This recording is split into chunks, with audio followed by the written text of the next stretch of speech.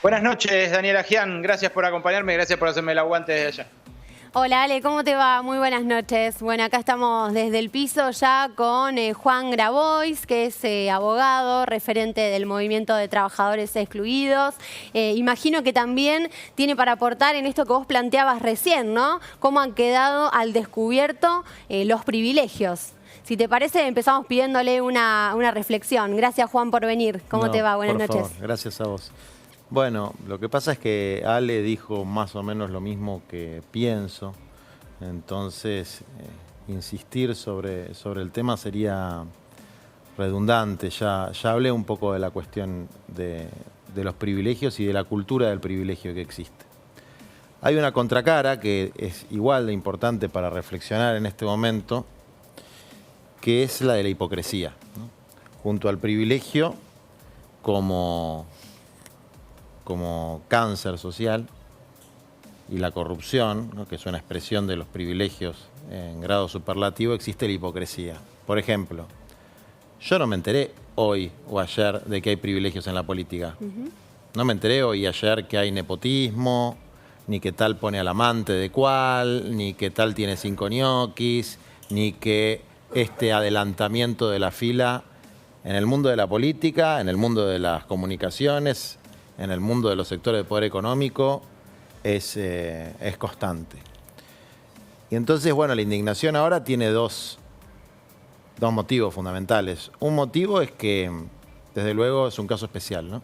Nosotros tenemos a nuestro compañero Victorino, que está ahora internado, que le mando un saludo, un productor rural que está ahí, ¿no? En el borde entre la vida y la muerte peleándola, y yo pienso que por ahí él se merecía esa dosis por todo lo que pasó en su vida y todo lo que luchó, y no la va a tener. Entonces esa comparación que hacemos todos con nuestros seres queridos hace que nos duela particularmente. Pero por otro lado está esa indignación fácil, ¿no?, de levantar el dedito acusador, y lo digo para nuestro campo político, el campo popular, latinoamericanista, que cuando explotan los escándalos nos indignamos, pero cuando no explotan nos hacemos los tontos, ¿no? Porque, insisto, yo sabía y sé de unos cuantos. Y después está la hipocresía ya, supina, cínica, de los tweets de Macri, de Echeverre, de Bullrich, ¿no? Macri que nunca se adelantó en una fila porque no hizo una fila nunca en su vida. No, pero el señor dice, no, acá hay un privilegio. Yo nunca escuché la palabra privilegio, primera vez que se entera. El señor blanqueó millones de dólares de su hermano mientras era presidente.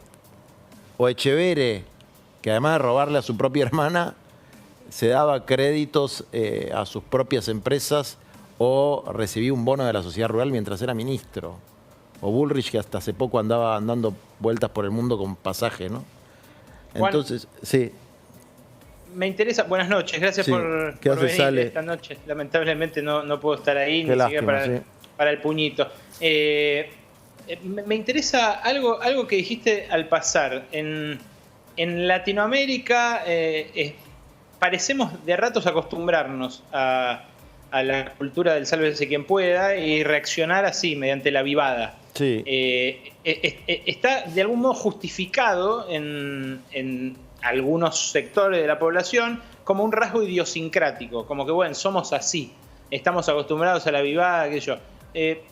Yo prefiero discutir esa idea, pero ¿cómo se lee esto en las clases populares? La gente con la cual trabajás vos, ¿se suele avivar, procura avivarse? ¿Haría lo mismo en caso de estar en una posición privilegiada así o no? Mirá, lo primero que podría decirte es que este debate en los sectores populares no entra tanto como en los sectores medios, digamos, ¿no? En los sectores populares la prioridad está en resolver problemas concretos de la realidad, la comida y que la vacuna llegue para todos. Eso es lo que yo veo, lo que yo siento. En los sectores populares el problema es que a las pibas las cagan a palos si no hay una casa para recibirlas cuando se tienen que ir de donde están, o que no las atienden en la comisaría, o que no funcionan los dispositivos.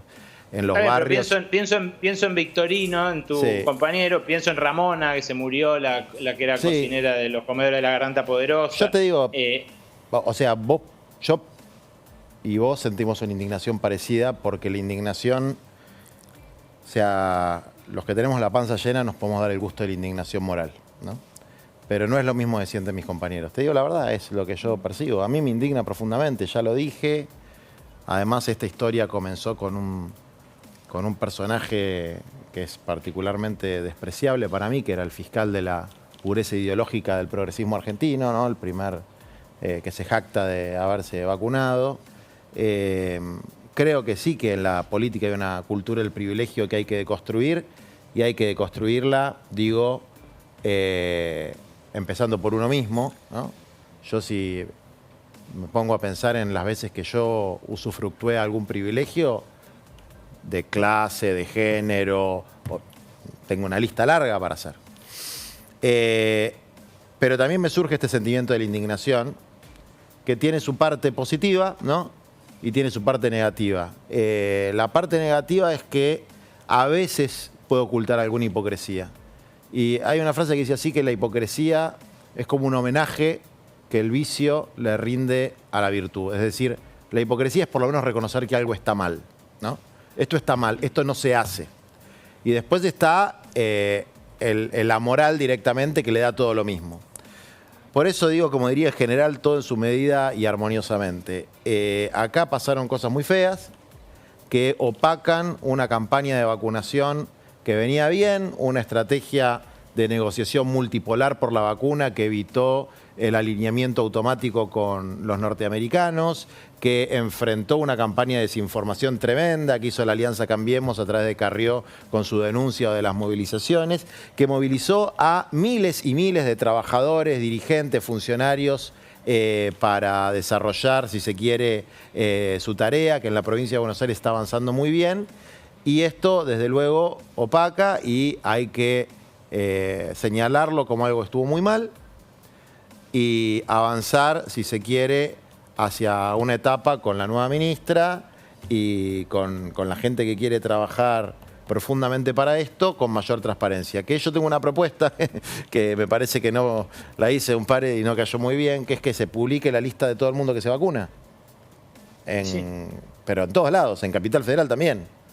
Porque, o sea, esta doble vara de la que habla Linera, que también lo dice Jaureche muy bien, es una doble vara que nos cabe, ¿no? A los que defendemos los ideales de la igualdad y de la justicia social, nos cabe que se nos exija un estándar más alto que a los que esgrimen la cultura del privilegio casi como un rasgo ideológico, digamos, ¿no? Los que validan que unos pueden tener más y otros pueden tener menos. Los que creemos en la igualdad tenemos que tener un estándar moral superior. Esto es así.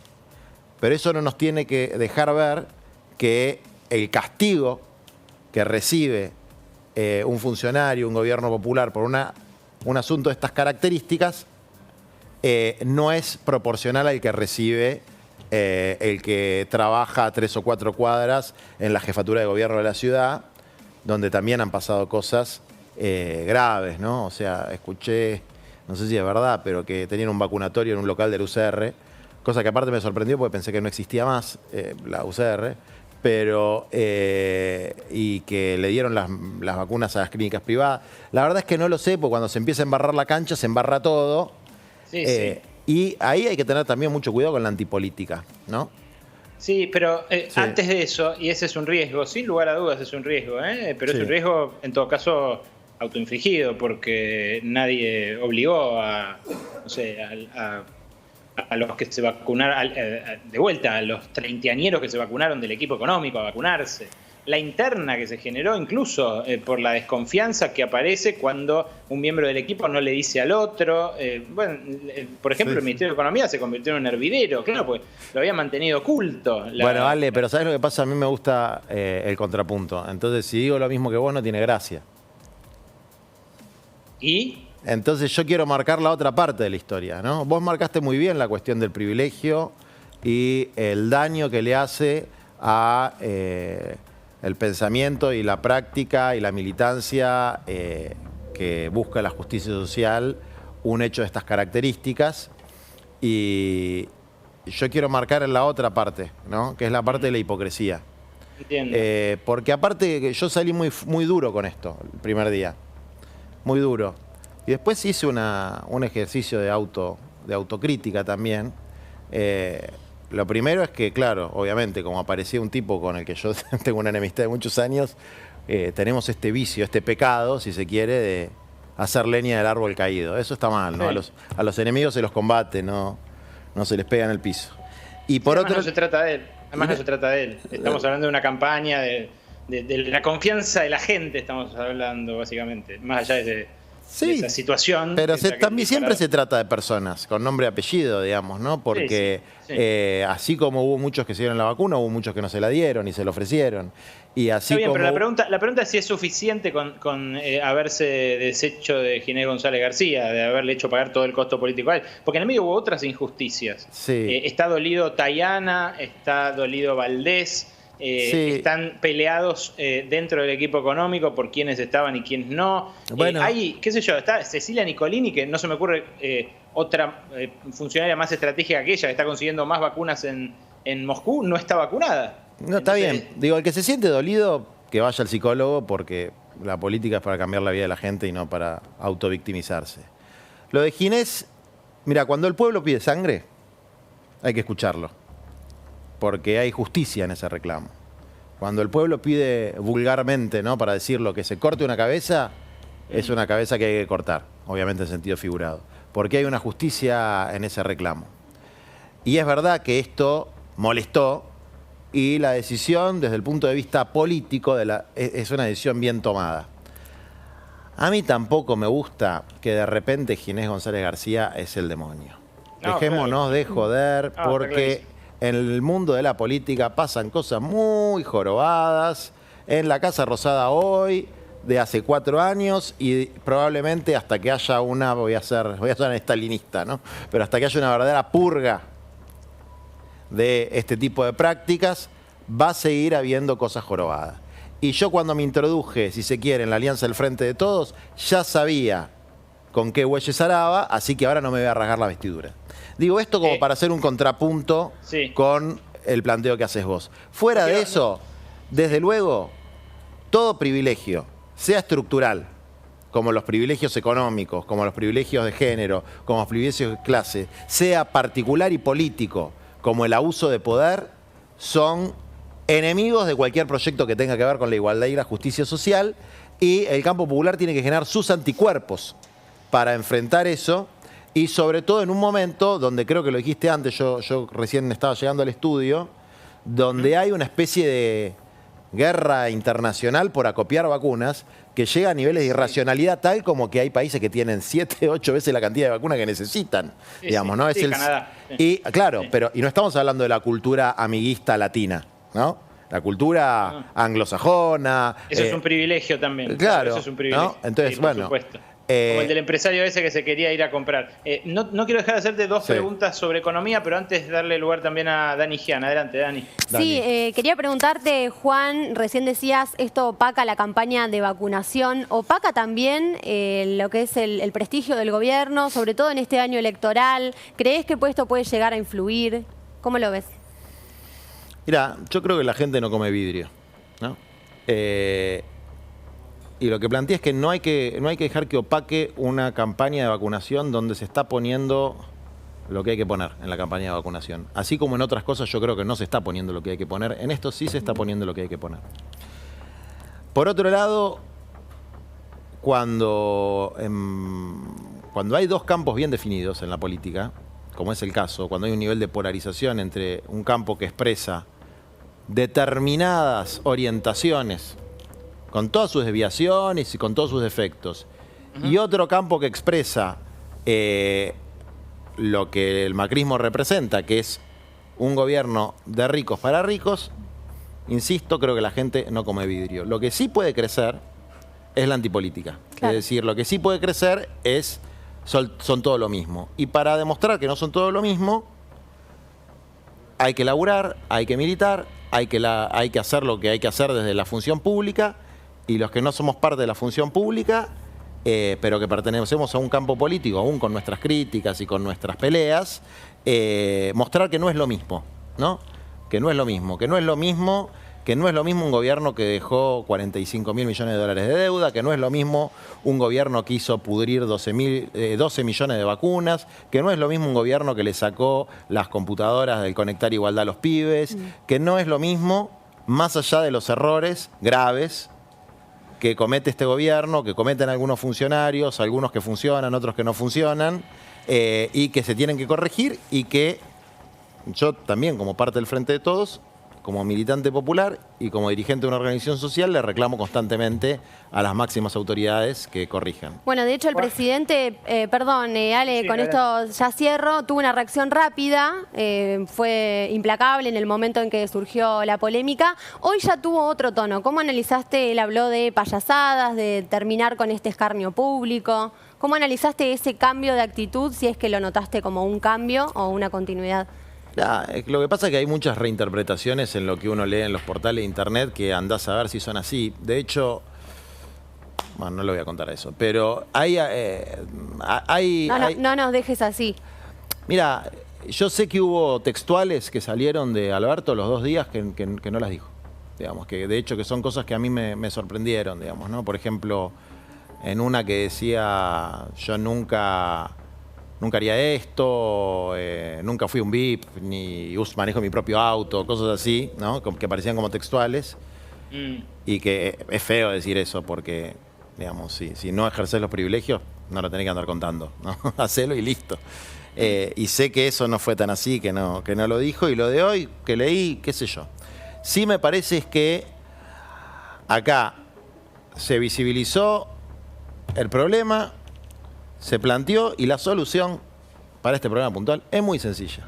Que se publique todo aquel que se vacuna. Todo aquel que se vacuna.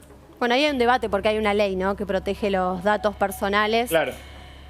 Mirá, que haya un control judicial de eso, que haya una declaración de personas políticamente expuestas, es decir, no lo quieren publicar, no es por la base de datos esa, es porque el culo sucio lo tienen todos los sectores. Porque acá se repartieron vacunas a intendentes, gobernadores, etcétera. Entonces, insisto, lo que está mal es la práctica del chivo expiatorio, ¿no? Que los pecados de todos los ponemos en un tipo.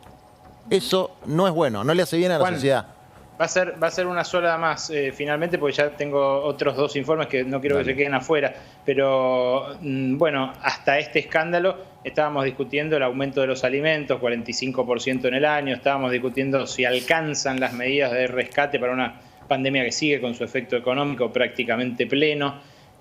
¿Para vos hace falta cambiar la orientación? ¿Es demasiado conservador en términos fiscales, en términos de ingresos el gobierno, la política económica? Yo creo que más allá de la política económica hay un elemento de negociación con los factores de poder que a mi gusto es demasiado, digamos, de buenos modales. Es decir, hay gente que se sienta a una mesa planteando que va de buena fe y después hace todo lo contrario. Entonces, además de los alimentos, que es gravísimo y es el principal problema que hoy se siente en los barrios populares, además de que no hay una política de ingreso social lo suficientemente amplia para abarcar a 4 o 5 millones de argentinos que quedaron afuera del ingreso familiar de emergencia y hoy están muy cerca de la línea de indigencia, hay situaciones de acopio y especulación, por ejemplo, en los corralones no se pueden comprar cemento y no se pueden comprar material de construcción porque los tiene las empresas del Grupo Techín y lo tiene Loma Negra, digamos, y los tienen acopiados. Entonces, lógicamente, a mí me gustaría un gobierno que les diga, señores, o lo hacen o se aplica la ley de abastecimiento mañana. Fue una buena medida la que se tomó con las empresas alimentarias. Hay que ir a fondo y yo lo que espero y le pido y le exijo al gobierno que esto que sucedió ahora no lo haga retroceder con lo otro. Todo lo contrario, que asuma que hay que combatir los privilegios de los de adentro y sobre todo de los que hoy se están llenando de plata, especulando con las necesidades más elementales de los argentinos en un contexto de 40 y pico % de pobreza. Que no pase como con Vicentín, digamos. Que no retrocedamos más, digamos, ¿no? Gracias, que Juan, no retrocedamos más. Gracias, Ale, nos vemos. Gracias por venir a Brotes Verdes. Así seguimos.